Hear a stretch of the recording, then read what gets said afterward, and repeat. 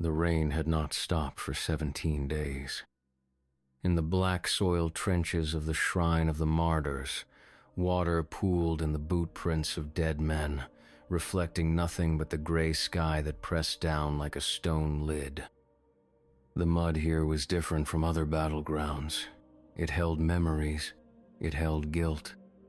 Confessor Matthias pressed his palm against the wet stone of the trench wall, feeling the carved names of martyrs beneath his fingers.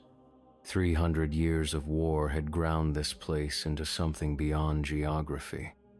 It was a wound in the world that would not heal. The sepulchres built into the trench walls wept constantly, not from rain, but from something deeper. Something that had been festering since the hell gate of Jerusalem first cracked open and let the darkness pour out. Behind him, Confessor Helena adjusted the leather straps of her relic engine, a brass contraption that wheezed with each of her breaths. The device had been blessed by 7 different saints, each blessing carved into its surface in languages that predated the war. It was meant to detect divine presence, but in this place, it only clicked and whispered like a dying thing. The reports were consistent, she said, her voice barely audible over the constant drip of water from somewhere above. 3 separate patrols, 3 separate sightings. Always in the deep trenches, always moving north toward the Hebrew fortifications. The 3rd member of their party, Confessor Aldrich, knelt beside a corpse that had been partially buried in the mud. The body wore the tattered remains of a trench pilgrim's robes, but something was wrong with it. The flesh had been marked, not by bullets or shrapnel, but by precise cuts that formed patterns across the skin, religious patterns. This one was flayed, Aldrich said, his voice hollow, but not by enemy hands. Look at the cuts. They were made with devotion, with reverence. Matthias moved closer, his boots squelching in the mud. The corpse's face was turned upward, eyes wide with what might have been ecstasy or terror. The rain had washed most of the blood away, but the wounds remained, speaking their silent testament to whatever had passed this way. The last flagellant, Helena whispered, and her relic, engine responded with a sudden, violent clicking that made all 3 confessors freeze. The stories had circulated through the trenches for decades. A figure from the early days of the war, when the first Crusaders had marched toward Jerusalem and found hell waiting for them. Brother Damien of the Penitent Order, who had taken upon himself the sins of his entire company and walked into the darkness to atone for them all.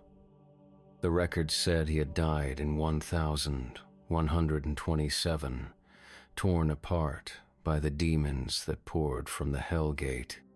But the records were often wrong about things that happened in those places where reality grew thin.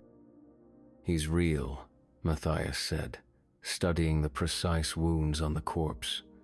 And he's still walking. They had been sent by the new syncretic Orthodox hierarchy to investigate the reports. 3 confessors, each skilled in the recognition and cataloging of divine manifestations. Their mission was simple: find the last flagellant, confirm his nature, and if possible, bring him back to the cathedral for proper veneration. The church needed saints in these dark times. It needed miracles to shore up faith against the endless grinding horror of the war. But looking at the corpse in the mud, Matthias began to suspect that what they would find might not be the kind of miracle the church wanted.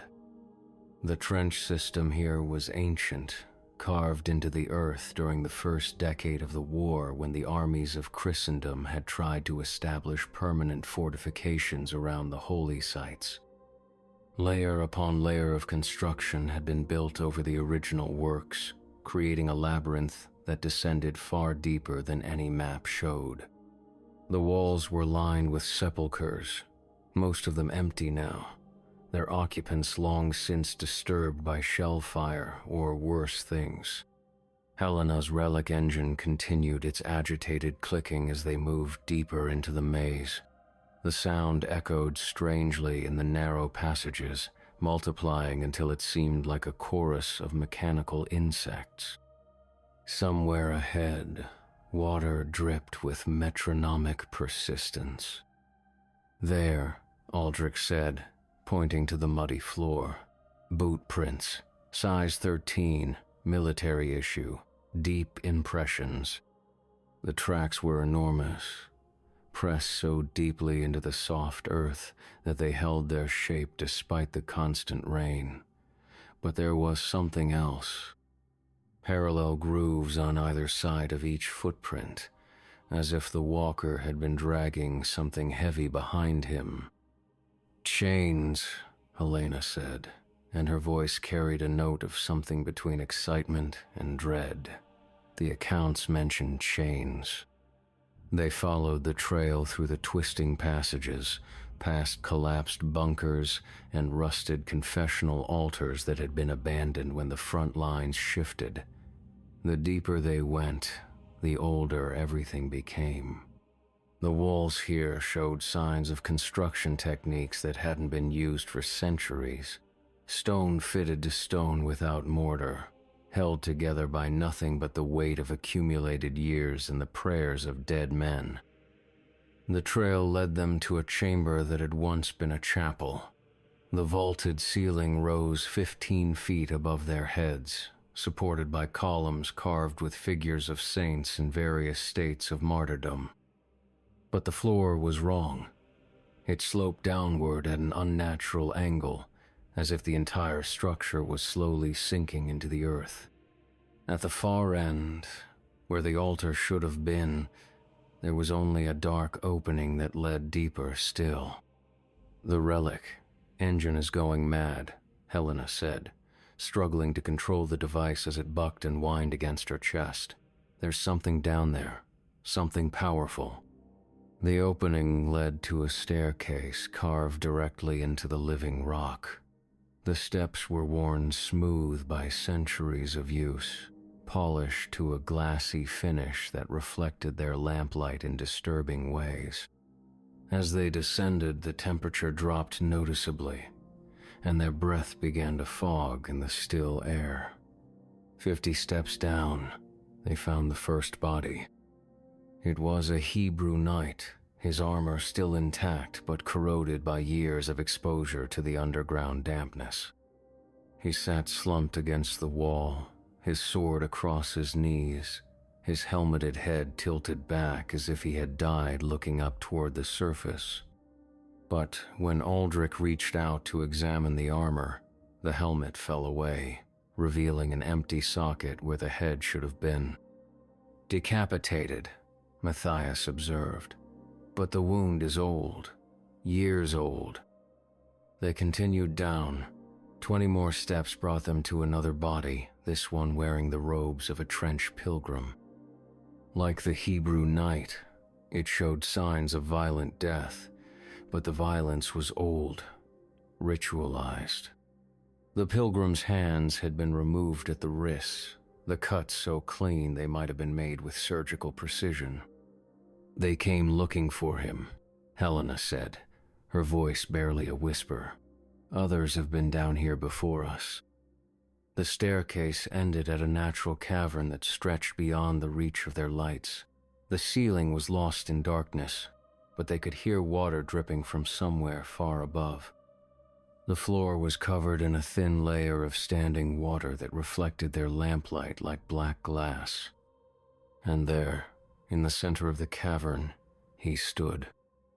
The last flagellant was enormous, easily 7 feet tall and broad enough to fill a doorway. His back was to them, and from that back hung chains, not draped or fastened, but growing from his flesh like metallic roots.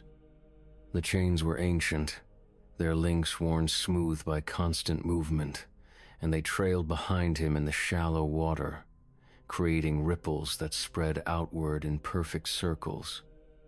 He was naked except for a loincloth that might once have been white, but was now the color of old blood. His skin was pale, almost luminous in the darkness, and covered in scars that formed intricate patterns across his shoulders and arms. As they watched, he took a step forward, and the chains sang against the stone floor with a sound like distant church bells. "Brother Damien," Matthias called out, his voice echoing in the vast space. "We have come seeking you." The figure stopped. Slowly, impossibly slowly, he began to turn. Where his eyes should have been, there were only smooth patches of skin, as if the organs had never existed. His face was serene, almost beautiful, with high cheekbones and full lips that seemed to be smiling slightly. But there was something wrong with that smile. It was too knowing, too aware of things that should not be known. "You seek the last flagellant," the figure said, and his voice was like the sound of stone grinding against stone. "You seek one who bears the sins of others." Helena's relic engine had gone completely silent, not broken, but waiting, as if it had recognized something it had been built to detect and was holding its breath in anticipation. "We have been sent by the church," Aldrich said, stepping forward with more courage than Matthias felt. "We seek to understand your nature, to catalog your miracles." The eyeless face turned toward him, and though there were no eyes to meet, Aldrich stumbled backward as if he had been struck. His face had gone white, and his hands were shaking. "I know you," the last flagellant said, his voice unchanged. "Aldrich of the eastern provinces, born to wealth, entered the church to escape the consequences of your choices." Aldrich's mouth opened, but no sound came out. Matthias could see sweat beading on his forehead despite the cold. "The girl in Antioch," the eyeless figure continued, 13 years old. "She trusted you because of your robes, because of your position." "Stop," Aldrich whispered. "She died 3 days later, threw herself from the bell tower rather than live with what you had done to her." Aldrich fell to his knees in the shallow water, his hands pressed to his ears. But the last flagellant's voice seemed to come from inside his head now, inescapable and relentless. "You came to the war to escape the guilt, but guilt is not something that can be left behind. It grows, it spreads, it finds new hosts." Helena stepped forward, her hand on the blessed ammunition at her belt. "That's enough. Leave him be." The eyeless face turned toward her, and she felt the weight of that attention like a physical thing pressing against her chest.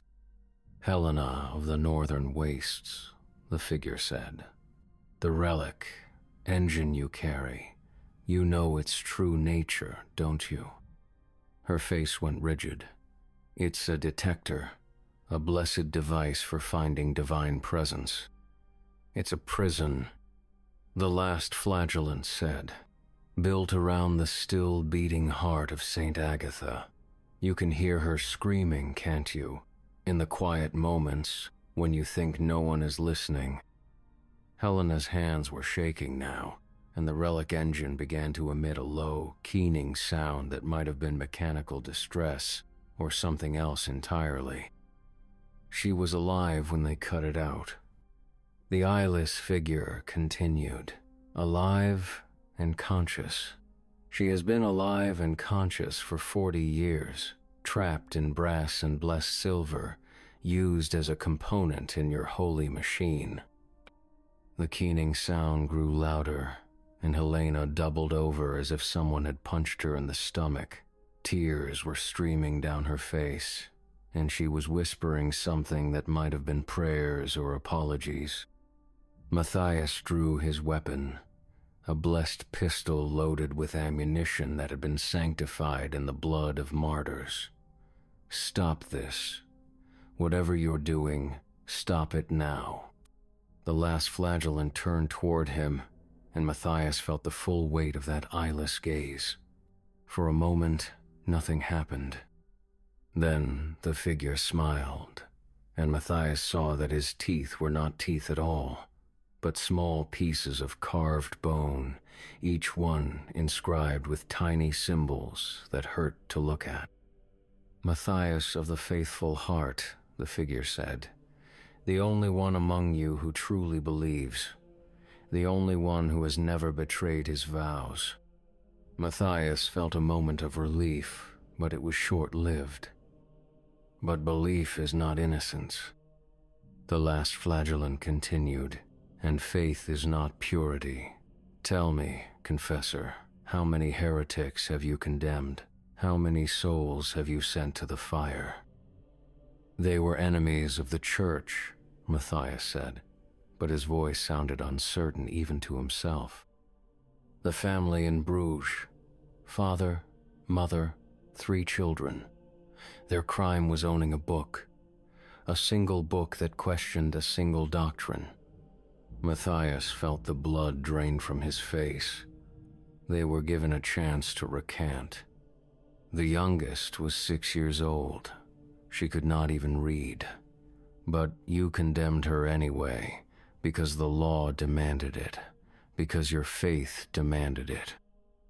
The blessed pistol felt suddenly heavy in Matthias's hand. The ammunition that had seemed so sanctified moments before now felt cold and dead against his palm. She called for her mother as the flames rose. The last flagellant said, her mother was already dead, of course, burned first, as you ordered. But the child did not understand. She kept calling until the smoke took her voice away. Matthias dropped the pistol. It fell into the shallow water with a splash that echoed through the cavern like thunder.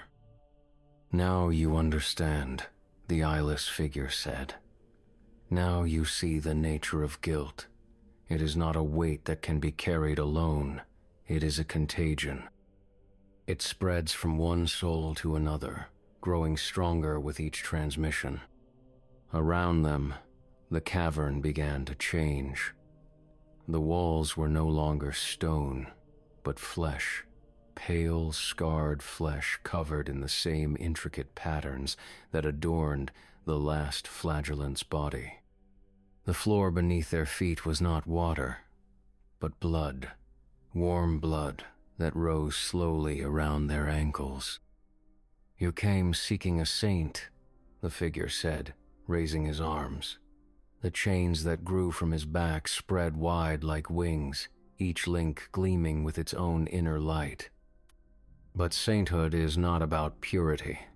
It is about the willingness to carry the sins of others, to take their guilt into yourself and transform it into something useful. Aldrich was sobbing now, his hands clawing at his own face, leaving bloody tracks across his cheeks. I'm sorry, he kept saying. I'm sorry, I'm sorry, I'm sorry. But his words were not directed at the last flagellant. They were directed at Helena, who was staring at him with a mixture of horror and disgust. You knew, she said, her voice barely audible. All these years, you knew what I carry, what I live with, and you've been judging me for it. Helena, No, she said, and there was something in her voice that had not been there before. Something sharp and dangerous. You stand there with your pretty words about redemption and salvation, and all the while you're carrying your own filth, your own shame. She began to move toward him, and Matthias saw that she was holding something in her hand, a piece of metal that had broken off from her relic engine. It was sharp, and it gleamed in the strange light that emanated from the last flagellant's chains. Helena, stop, Matthias said, but his voice sounded weak and distant. This isn't you. This is his influence, his power. Isn't it? She said, never taking her eyes off Aldrich. Or is this the first time I've been honest? The first time any of us have been honest. She lunged at Aldrich with the makeshift blade, and he fell backward into the blood water, his hands raised to protect his face, but she was not aiming for his face. She was aiming for his chest, for his heart, for the place where his guilt lived and festered. The blade found its mark, and Aldrich screamed, but it was not a scream of pain. It was a scream of release, of something that had been trapped for years finally finding its way to the surface. Blood fountained from the wound, but it was not the red blood of mortality. It was black, viscous, and it moved with a purpose of its own. The black blood spread across the surface of the pool, creating patterns that hurt to look at. Where it touched the walls, the flesh began to change, growing new scars, new patterns. The cavern was alive, and it was learning. Yes, the last flagellant said, his voice filled with something that might have been satisfaction. Do you see how it spreads? How it grows? One man's guilt becomes another's weapon. One woman's shame becomes another's justification. Helena pulled the blade from Aldrich's chest and turned toward Matthias. Her face was streaked with black blood, and her eyes held no recognition. She was something else now, something that wore Helena's form, but was no longer Helena. Your turn, she said, and her voice was her own but wrong, distorted by the presence of something else speaking through her throat. Matthias tried to run, but his feet would not move. The blood water had risen around his legs, and it held him fast, like quicksand. He could only watch as Helena approached, the bloody blade raised above her head. This is not divine, he said, his voice cracking with desperation. This is not holy. This is corruption. All divinity is corruption, the last flagellant said. All holiness is built on the bones of the profane. Did you think your God was clean? Did you think your faith was pure? Helena brought the blade down, but at the last moment, Matthias managed to catch her wrist. They struggled in the rising blood, and he could feel her strength, unnatural and terrible. She was no longer entirely human. The girl, he gasped. The girl you mentioned. She's still here, isn't she?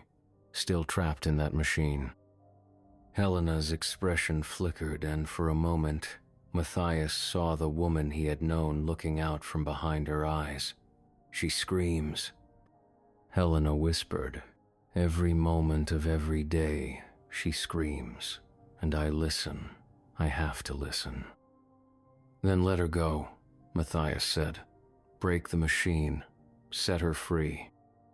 For a moment, Helena's grip on the blade loosened, but then the last flagellant spoke again, and his voice filled the cavern like rolling thunder.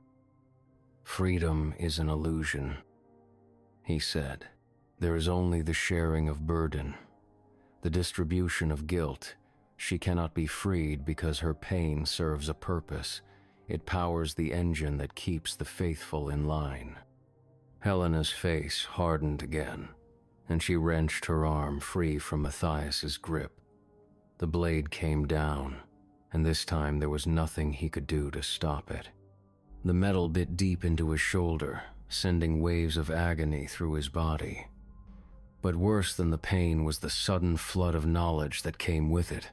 He could see everything now, all of it at once.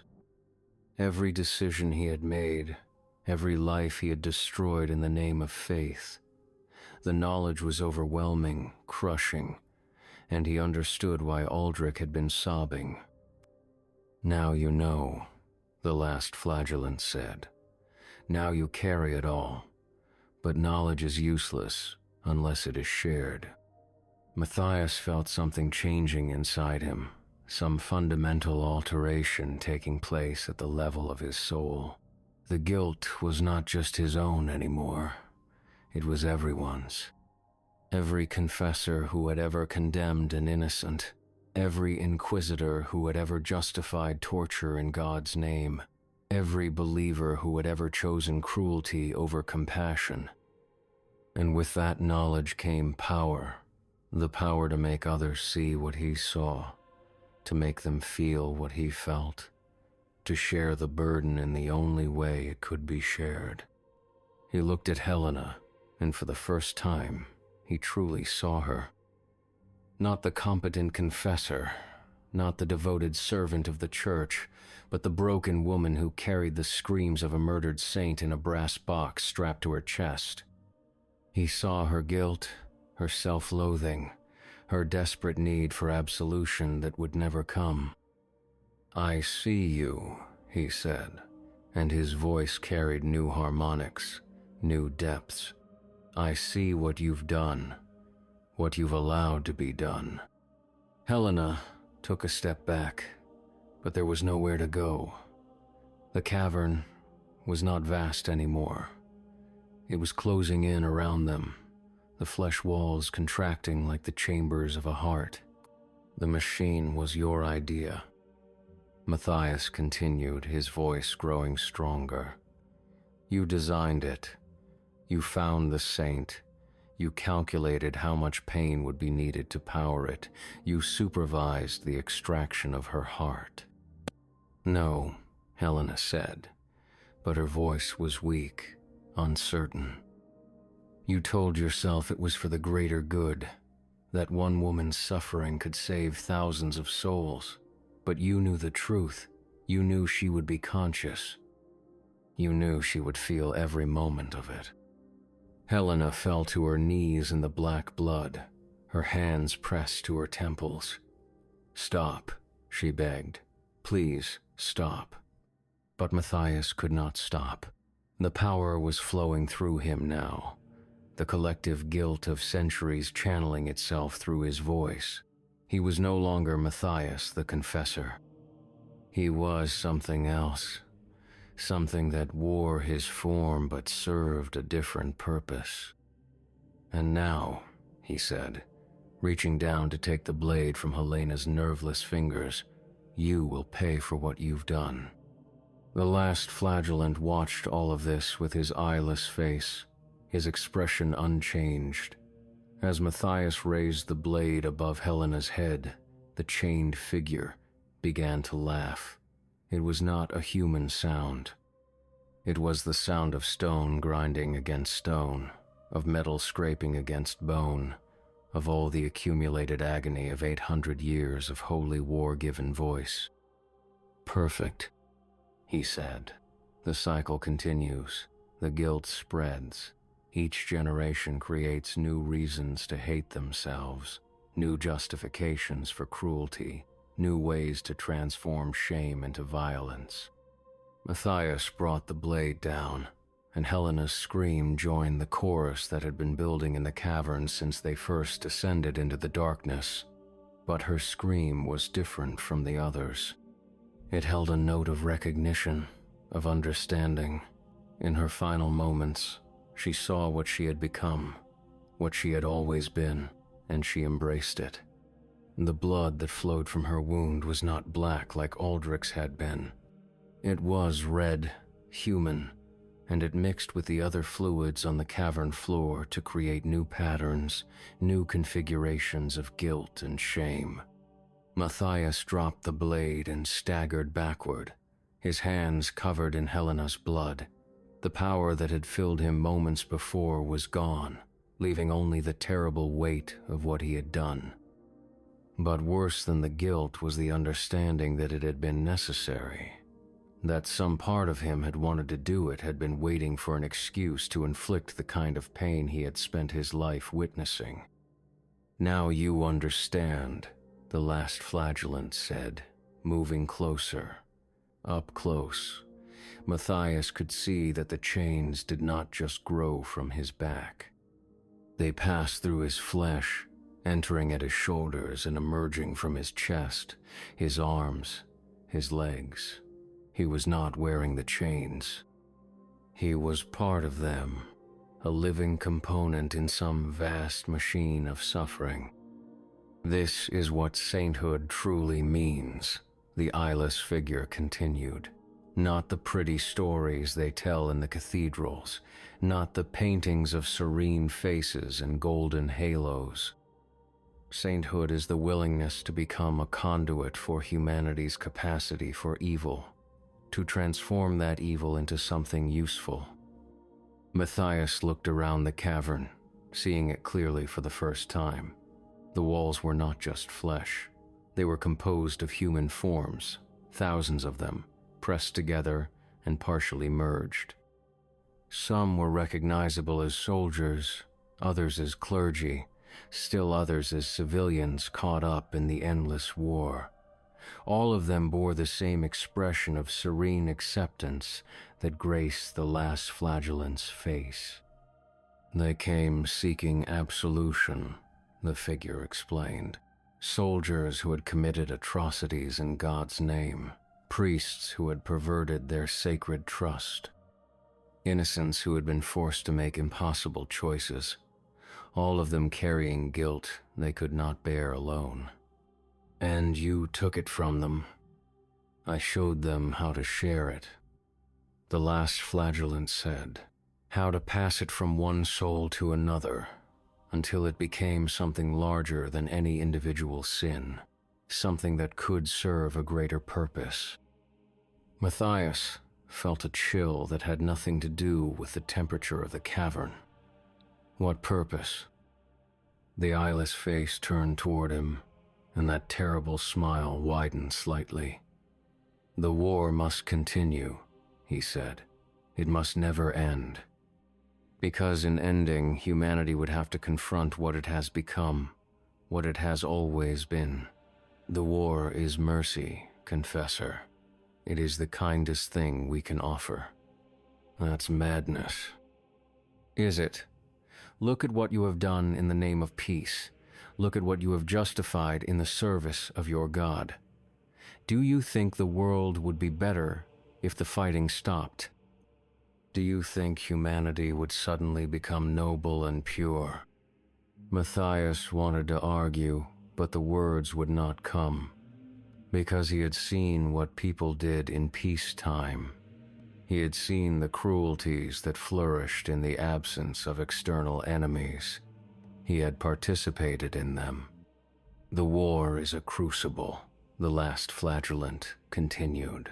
It burns away the pretense of civilization and reveals what lies beneath, but it also provides an outlet for the darkness, a way for humanity to channel its capacity for evil into something that serves a purpose, however terrible that purpose might be. And your role in all this? I am the pressure valve, the figure said. When the guilt becomes too much to bear, when the weight of accumulated sin threatens to crush the human spirit entirely, I appear. I take that guilt and transform it into something useful, something that can keep the war going for another generation. Matthias looked down at his hands, still stained with Helena's blood. And me? What do I become now? You become my herald, the last flagellant said. You return to the surface carrying a new understanding of sin and redemption. You spread that understanding to others. You help them see that their guilt is not a burden to be cast off, but a tool to be shared. I won't, Matthias said, but even as he spoke the words, he could feel their falseness. The power was still there, lurking just beneath the surface of his consciousness. The ability to see into the hearts of others, to find their shame and weaponize it. It would be so easy to use that power, so tempting. You will, the last flagellant said with absolute certainty, because you are human. and humans always choose the path that lets them feel justified in their cruelty. The cavern began to change again, the walls drawing back, the ceiling rising. But the bodies remained, thousands of them, all watching with the same serene expression. They were not dead, Matthias realized. They were waiting for him to make his choice. "There is another way," he said desperately. "There has to be another way." "There was," the last Flagellant said. "Once, in the beginning, before the hell gate opened, there might have been another way, but that path was abandoned long ago. Now there is only this, only the endless cycling of guilt and violence, the eternal dance of shame and retribution." Matthias felt something wet on his cheeks and realized he was crying. Not for Helena, not for Aldrich, but for himself, for the man he had been before descending into this place. That man was gone now, replaced by something else, something that understood too much and could never unknow what it had learned. "How long?" he asked. "How long have you been down here?" "Time has no meaning in this place," the last Flagellant said. "I have been here since the first Crusader felt the weight of innocent blood on his hands. I will be here until the last human draws breath. I am eternal, Confessor, as you will be, in your own way." The eyeless figure began to turn away, but Matthias called out to him. "Wait, what happened to Brother Damien, the man you used to be?" The last Flagellant paused, his chain singing softly in the still air. He died the moment he chose to carry another man's sin, the moment he decided that one person's guilt could be taken by another. That was the beginning of everything that followed. "And you? What are you?" "I am what remains when compassion becomes complicity, when mercy becomes manipulation, when the desire to help becomes the need to control." The figure's voice was growing distant now, as if he was already moving away despite standing perfectly still. "I am the inevitable endpoint of every good intention." Matthias tried to follow, but his feet would not move. The blood around his ankles had hardened into something like amber, holding him in place. He watched as the last Flagellant walked away into the darkness, his chains trailing behind him like the train of a wedding dress. But he was not alone. The bodies in the walls were stirring, turning their faces toward him with expressions of anticipation. They knew what was coming. They had all been where he was now, faced with the same choice, the same terrible understanding. One of them, a woman in the tattered remains of a nun's habit, opened her mouth and spoke. Her voice was like the sound of wind through dry leaves. "It gets easier," she said. "The first time you use it, the power feels wrong, foreign. But after a while, it becomes natural, like breathing." Another figure, this one wearing the armor of a Hebrew knight, nodded in agreement. "The guilt never goes away," he said. "But you learn to make it useful, to turn it into a weapon that serves the greater good." "What greater good?" Matthias asked, but he already knew the answer. "The war," they said in unison, their voices creating a harmony that was both beautiful and terrible. Always the war. Matthias felt the amber around his feet beginning to soften. Soon he would be free to move, free to return to the surface, free to begin his new work as a spreader of guilt, a harvester of shame. The thought filled him with revulsion, but also with a dark anticipation that he could not deny. He looked up toward the ceiling of the cavern, knowing that somewhere far above, the world continued its dance of violence and retribution. Somewhere up there, soldiers were dying in the name of causes they barely understood. Priests were blessing weapons that would be used to kill children. Innocents were making the kinds of choices that would haunt them for the rest of their lives. And soon, he would be among them again, not as Matthias the Confessor, seeking to ease their burden, but as something else entirely. Something that would help them understand that their burden was not meant to be eased, but shared, spread like a contagion from one soul to another until it became a force that could shape the world itself. The amber finished melting, and Matthias took his first free step in what felt like hours. It was toward the stairs, toward the surface, toward the war that waited above. He did not look back at the figures in the walls, but he could feel their approval following him like a warm wind. As he climbed the stone steps, he began to practice the words he would use when he returned to the surface, the explanation he would give for the deaths of his companions, the story he would tell about finding the last flagellant and learning the true nature of divine justice. It would be a good story, a compelling story, the kind of story that would spread through the ranks like wildfire, carrying with it the seeds of the understanding he had gained in the depths. Soon every soldier would know that their guilt was not a weight to be carried alone. Soon every confessor would understand that absolution was not about forgiveness, but about the strategic distribution of shame. And the war would continue, forever and ever, world without end. Behind him, in the depths of the cavern, the last flagellant's laughter echoed off the walls like the sound of church bells ringing for the dead.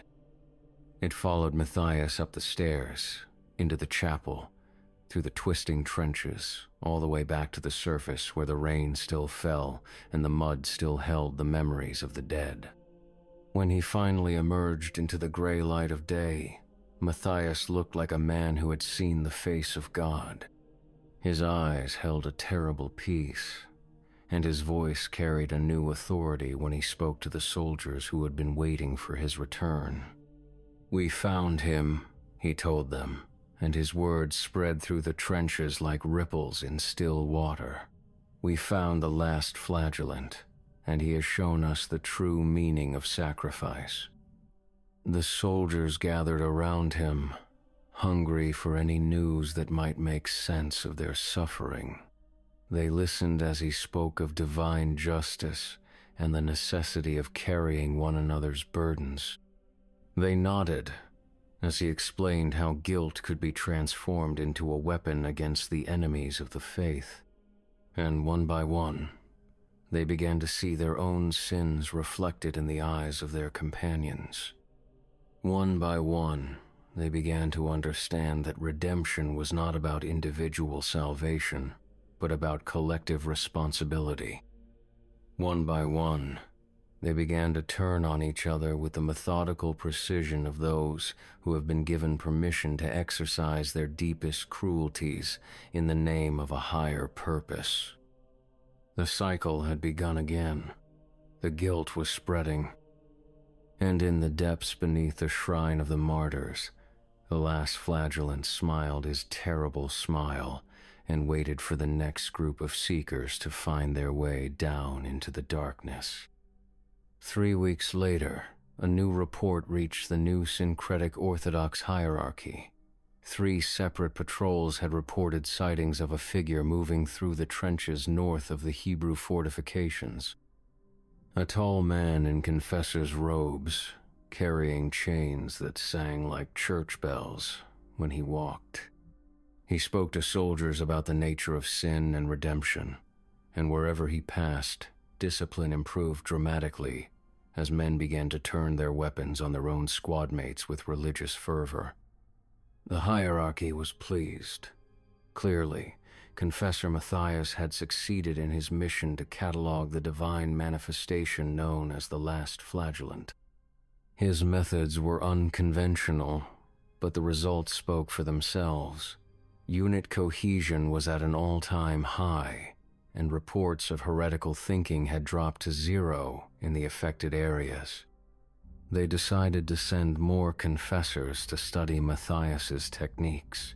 3 volunteers stepped forward, eager to learn from his example. Their names were recorded in the official records: Confessor Benedict of the Southern Reaches, Confessor Catherine of the Iron Coast, and Confessor Samuel of the Blessed Wounds. They departed for the Shrine of the Martyrs on a gray morning when the rain had not stopped for 23 days. The mud in the trenches was deeper than ever, and it held more memories than any living person could bear to remember. In the depths beneath the shrine, the last flagellant waited with infinite patience. The cavern had grown larger since Matthias's departure, the walls expanding to accommodate new arrivals. Fresh bodies pressed themselves into the living flesh, their faces already taking on that expression of serene acceptance. They had learned the truth about guilt, about the necessity of sharing it, about the terrible mercy of eternal war. But something was different this time. The 3 new confessors who descended the ancient stairs moved with a purpose that their predecessors had lacked. Benedict carried a relic engine more sophisticated than Helena's had been, its brass surface inscribed with symbols that predated the war itself. Catherine bore weapons that had never been blessed by any church, their metal surfaces black with a darkness that seemed to drink light. Samuel carried nothing but a leather satchel, but the way he held it suggested that its contents were more dangerous than any weapon. They found the bodies of Matthias's expedition exactly where they had been left, but the corpses had changed. Aldrich's form had begun to merge with the stone of the cavern floor, his flesh hardening into something between marble and bone. Helena's body had dissolved entirely, leaving only the relic engine behind, its brass surface now pulsing with a rhythm that matched no human heartbeat. "He's been feeding," Catherine observed, her voice devoid of emotion, growing stronger. Benedict's relic engine responded to her words with a series of clicks that formed a pattern too complex to be random. It was speaking, Samuel realized, communicating in a language that had been dead for centuries. "What does it say?" he asked. Benedict's face had gone pale as he listened to the mechanical sounds. "It says we're too late. The transformation is complete. He's no longer bound to this place." As if summoned by their words, the last flagellant emerged from the shadows at the far end of the cavern. But he was different now, changed by his encounter with Matthias and the others. The chains that had once grown from his flesh now formed a complex network that extended throughout the cavern, connecting him to everybody embedded in the walls. He was not a single entity anymore, but the central node of a vast organism of shared guilt. "You come seeking to understand," he said, his voice now emanating from a dozen throats, from the mouths of the dead who lined the walls. "But understanding is the first step toward complicity." Samuel opened his leather satchel and withdrew its contents, a single glass vial filled with liquid that seemed to shift between silver and black. "We come to end this," he said, "to break the cycle." The last flagellant's laughter filled the cavern, but it was not his laughter alone. It was the collective mirth of every soul who had ever discovered the terrible truth about human nature, who had ever realized that redemption was not about becoming better, but about learning to live with being worse. "End it?" the many-voiced entity said. "You cannot end what has no beginning. You cannot destroy what was never created. I am not an aberration, Confessor. I am the natural state of things. I am what humanity becomes when it stops lying to itself." Catherine raised her dark weapons, but before she could fire, the cavern began to change around them. The walls dissolved, revealing not stone but an endless landscape of trenches stretching beyond the horizon. The sky above was the color of old blood, and the air tasted of metal and ash. They were no longer in the cavern beneath the shrine of the martyrs. They were somewhere else entirely, somewhere that existed in the spaces between guilt and absolution, between sin and redemption. This was the true battlefield, the place where the war had always really been fought. "Do you see?" the last Flagellant asked, his form now towering above them, the chains extending into the red sky like the branches of some metallic tree. "This is what lies beneath every prayer, every confession, every act of faith, this endless plain of accumulated shame, stretching from the first murder to the last dying breath of the human race." Benedict's relic engine was screaming now, its mechanical voice rising to a pitch that made the confessor's ears bleed. But Samuel could still make out its words, translated into the ancient tongue of the church's earliest days. "It says the vial won't work," he told the others, his voice barely audible over the mechanical shrieking. "The substance inside is not a weapon. It's a catalyst. It will not destroy him. It will make him stronger." Catherine turned her weapons towards Samuel, understanding flooding her features. "You knew," she said. "You knew what would happen if we brought that here." Samuel's face was serene, almost beautiful in its complete lack of guilt or shame. "The church sent us to catalog the divine manifestation," he said. "They did not specify which church." The vial fell from his hands, shattering against the ground of the impossible battlefield. The liquid inside spread outward in patterns that defied geometry, creating symbols that hurt to look at directly. Where it touched the earth, new trenches opened, revealing depths that had no bottom. "The starlit cult sends its regards," Samuel said, and his voice carried harmonics that belonged to no human throat. "We have been waiting so long for someone to find the last Flagellant. So long for someone to bring him the gift he truly needs." The liquid was spreading faster now, covering the ground beneath their feet, seeping into their boots, their skin, their souls. Benedict fell to his knees as the substance reached him, his relic engine finally falling silent as the voice trapped within it found peace at last. Catherine tried to run, but there was nowhere to go. The battlefield extended in all directions, infinite and inescapable. "You see," the last Flagellant said, his form beginning to change again, growing larger, more complex. "Guilt is not the only burden that humans carry. There is also despair. And despair, unlike guilt, cannot be shared. It can only be multiplied." The silver-black liquid reached Samuel last, but when it touched him, his reaction was different from the others. Instead of falling to his knees, he began to laugh. It was a sound that belonged in no human throat, a melody of madness that made the last Flagellant's laughter seem gentle by comparison. "Do you understand now?" Samuel asked, his form beginning to shift and change as the liquid worked its transformation. "Do you see what you have become? You thought you were containing the darkness, channeling it, controlling it, but you were only preparing the way for something far worse."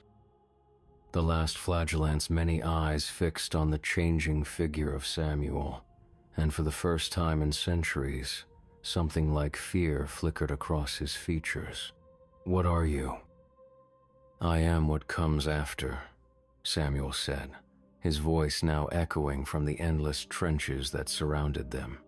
"I am what happens when guilt gives way to acceptance, when shame transforms into pride, when the burden becomes the crown, The transformation was accelerating now. Samuel's human form was dissolving, replaced by something that existed in too many dimensions for the eye to follow.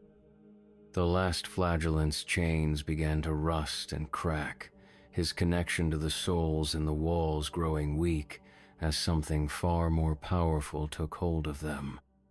"The war will continue," Samuel said, his voice now coming from everywhere and nowhere. "But under new management, humanity has moved beyond the need for guilt-driven conflict.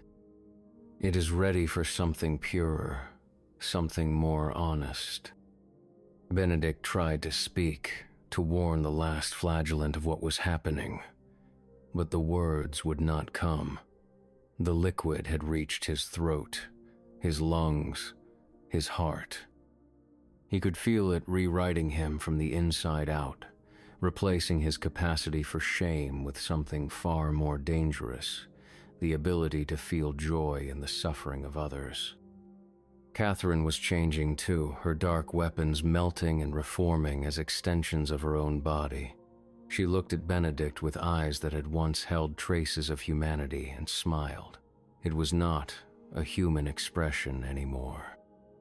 "It feels good," she said, her voice layered with harmonics that spoke of vast spaces between the stars. "To finally stop pretending, to finally embrace what we've always been." The last flagellant tried to reassert his control, to pull the guilt back into himself, to restore the careful balance he had maintained for so long, but it was too late. The catalyst had done its work, transforming not just the physical space around them, but the very nature of sin itself. "You cannot do this," he said, his many voices now uncertain, afraid. "Without guilt, without shame, there is no restraint, no limit to what they will do to each other." "Exactly," Samuel said, his form now occupying most of the visible space, a writhing mass of angles and intentions that existed partially in dimensions that had no names. No more pretense. No more justification. No more mercy. The battlefield began to fade around them, but not because they were leaving it. Rather, it was expanding, growing beyond the confines of the space beneath the shrine of the martyrs, seeping up through the stone and soil to touch the world above.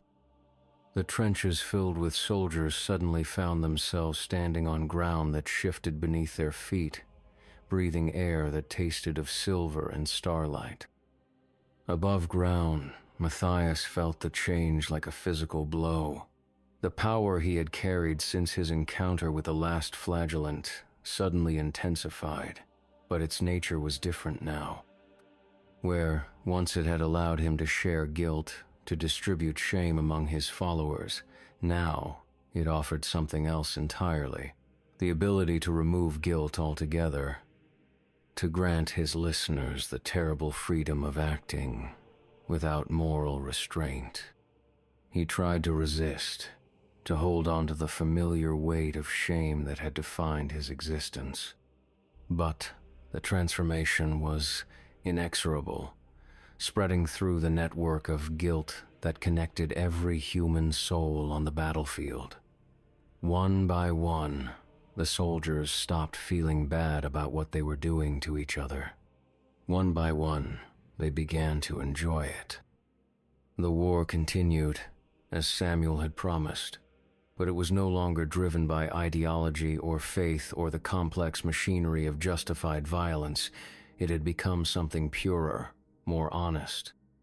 A celebration of humanity's capacity for cruelty, freed from the burden of having to pretend it was serving some higher purpose. In the space that had once been the cavern beneath the shrine of the martyrs, the last flagellant's form began to crumble. His chains fell away like dead leaves, his connection to the souls in the wall severing one by one. He had been replaced, superseded by something that understood human nature even better than he had. "Please," he whispered with his failing voice, the word barely audible over the sound of reality reshaping itself around them. They need the guilt. Without it, they are not human anymore. Samuel's response came from every surface, every shadow, every space between spaces. Humanity is a transitional state. The entity said, a chrysalis. What emerges from it was always going to be something else. The last flagellant tried to speak again, to offer some final warning or prophecy, but his voice was gone. His purpose had been served, his function obsoleted by forces that had been waiting patiently for him to do his work. He crumbled into dust that tasted of centuries of accumulated shame, and even that dust began to change, transforming into something that sparkled with malevolent joy. Above them, the world was learning new ways to hurt itself. Children in distant cities suddenly found themselves curious about the taste of their own blood. Priests in sacred places discovered urges they had never known they possessed. Soldiers in the trenches began to understand that the enemy was not the other side, but the very concept of sides itself. Benedict and Catherine were no longer recognizable as the confessors who had descended into the cavern. They had become something else, something that wore human form but thought in patterns that predated morality by eons. They looked at each other with expressions of perfect understanding, perfect complicity. "Should we return to the surface?" Catherine asked, her voice now a harmony of frequencies that made the air itself vibrate with anticipation. "Eventually," Benedict replied, his relic, engine now silent, its brass surface reflecting light that came from no visible source. "But first, let us savor this moment. The moment when humanity finally became honest about what it wanted." They stood in the transformed space, no longer a cavern but something that existed in the gaps between thoughts, between breaths, between the spaces where guilt had once lived. Around them, the architecture of shame was dissolving, replaced by structures built from crystallized malice and joy. The war above would continue, but it would be different now. Cleaner, more efficient, unburdened by the need to justify itself to consciences that no longer existed. The soldiers would fight not because they believed in their cause, but because they enjoyed the fighting. The generals would send them to die, not for strategic reasons, but for the pleasure of watching them fall.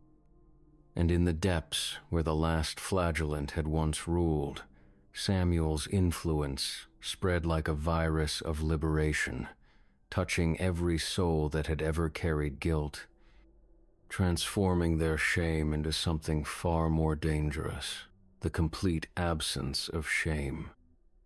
The transformation rippled outward through the networks of human connection, carried by the very bonds that had once spread guilt from one person to another. Parents looked at their children with new eyes. Lovers discovered appetites they had never imagined. Friends realized that betrayal could be an art form. Somewhere in the distance, church bells were ringing, but their sound was wrong, discordant. They were not calling the faithful to prayer, but announcing the death of faith itself. The cathedrals still stood, their spires still reached toward heaven, but the prayers offered within them were no longer requests for forgiveness. They were expressions of gratitude for being allowed to stop pretending. The rain that had fallen for 23 days finally stopped, but what fell from the sky now was not water. It was something that glittered like silver tears, something that made the mud below sing with voices that belonged to no earthly choir. The trenches ran with liquid starlight, and the dead began to stir in their graves, not with the animation of resurrection, but with the patient contentment of those who had finally found their proper purpose. Benedict looked up at the impossible sky and smiled with teeth that were no longer entirely human. "It's beautiful," he said, and his words carried the weight of absolute truth. Finally, it's beautiful." Catherine nodded, her form already beginning to phase in and out of visibility as she learned to exist in multiple dimensions simultaneously. The last flagellant was right about one thing. She said, "The war will never end, but now it doesn't need to." Above them, the world was discovering what it meant to be free from the burden of conscience. In the trenches, soldiers were learning new ways to use their weapons. In the cities, civilians were exploring the possibilities that opened up when empathy became optional.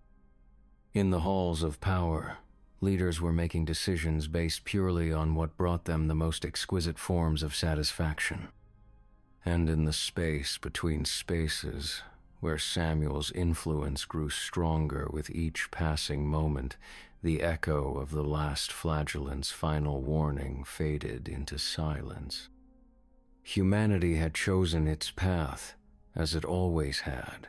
The only difference was that now it could walk that path without the comfortable lie of believing it was walking somewhere else. The transformation was complete. The cycle had ended, and in its place, something far more terrible and far more honest had begun. In a trench somewhere near the Hebrew fortifications, a young soldier named David looked down at his rifle and realized that he no longer remembered why he was supposed to feel bad about using it. The realization filled him with a joy so pure and simple that he began to weep tears of gratitude. He turned the weapon toward his sleeping squad mate and discovered that pulling the trigger felt like the most natural thing in the world. The shot echoed across the battlefield, mixing with thousands of others as humanity finally learned to express its true nature without the burden of shame to hold it back.